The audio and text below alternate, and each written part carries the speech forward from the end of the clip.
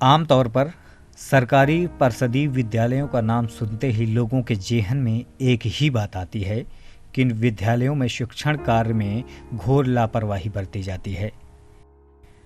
आम धारणा है कि परिषदीय विद्यालयों में बच्चों को कम सुविधाएं और गुणवत्तापरक शिक्षा दीक्षा नहीं दी जाती। इस नकारात्मक सोच ने निजी स्कूलों के विकास में बड़ी भूमिका अदा की है।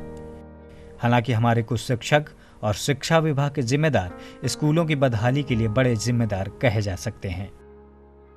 शिक्षकों के रवैये ने कहीं न कहीं परिषदीय विद्यालयों के प्रति लोगों का मोह भंग किया है, लेकिन अब सूरत धीरे धीरे बदलती नजर आ रही है।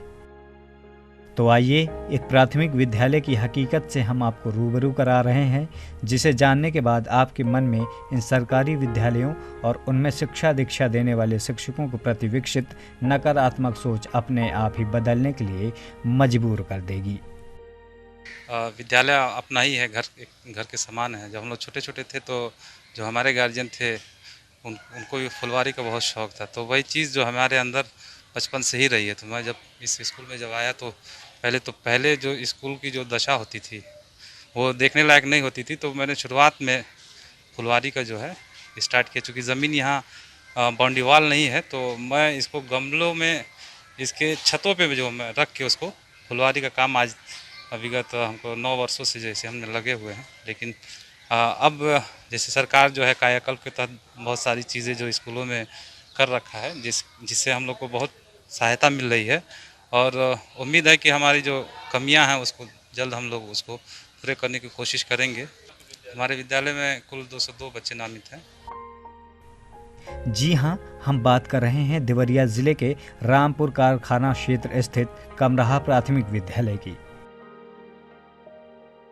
यहाँ तैनात प्रधानाध्यापक और ग्राम प्रधान की मेहनत और लगनशीलता ने सरकारी विद्यालय को स्मार्ट विद्यालय की शक्ल दे दी है। आज यह विद्यालय किसी भी तर्ज पर कॉन्वेंट स्कूल से कम नहीं, पूरा विद्यालय परिषद फूलों की बगिया से महक रहा है।